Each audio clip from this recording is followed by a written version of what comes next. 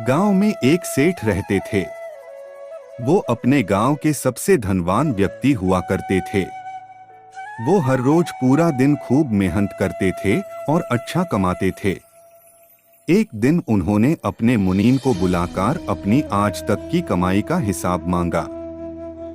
मुनीम ने कहा कि मैं आपको आपकी अब तक की कमाई का हिसाब करके जल्द ही दे दूंगा। दूसरे ही दिन वो मुनीम सेठ के पास सेठ की आज तक की कमाई का हिसाब लेकर गया।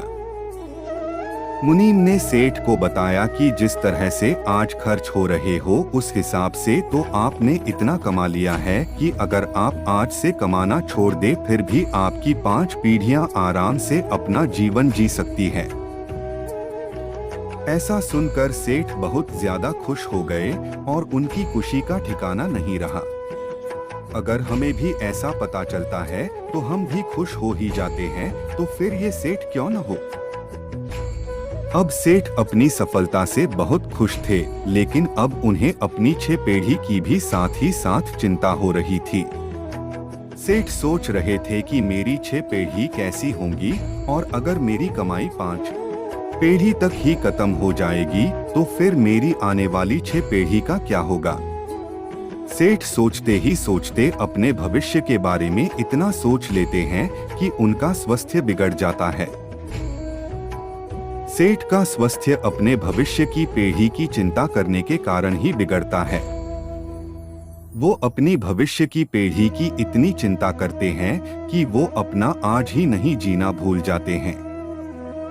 सेठ का एक दोस्त उन्हें मिलने के लिए आता है और सेठ की ये हालत देखकर उन्हें कहता है कि मैं आपको एक उपाय बताता हूँ, आप अगर वैसा करेंगे तो आप जल्द ही ठीक हो जाएंगे। सेठ ने कहा कि मैं बहुत सारे दिनों से बीमार हूँ, मुझे आप जल्दी से ठीक होने का उपाय बताइए। दोस्त ने कहा कि आप एक पंडित को अपने घर पर खाने के लिए आमंत्रित कीजिए और हमारे गांव में जिस बच्चों को आसानी से खाना नहीं मिलता है वैसे बच्चों को खाना खिलाइए, आपको जल्द ही अच्छा हो जाएगा। सेठ ने अपने दोस्त की बात मान ली और वो पास में जो पंडित रहते थे उनके घर पर गए और उन्हें कहा कि आप मेरे घर पर खाना खाने के लिए पधारिए।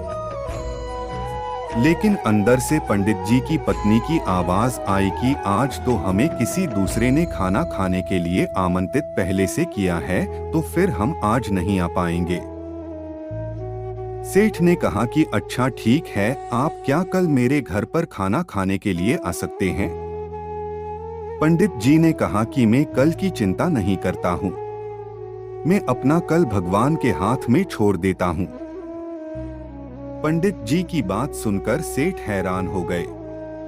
बाद में सेठ जैसे उनके दोस्त ने बताया था वैसे ही अपने गांव के उन बच्चों के पास जाते हैं जिस बच्चों को आसानी से दिन का एक टाइम का खाना भी नहीं मिलता हो।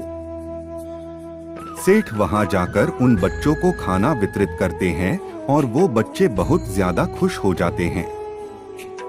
वो बच्चे बिना कल की चिंता किए अपना आज बड़े मजे से जीते हैं। ये सब देखकर सेठ को समझ में आ गया कि कल की चिंता करने से खुद का ही नुकसान होता है। अब वो सेठ भी खुशी खुशी रहने लगे और अपने आज का आनंद लेने लगे और ठीक हो गए।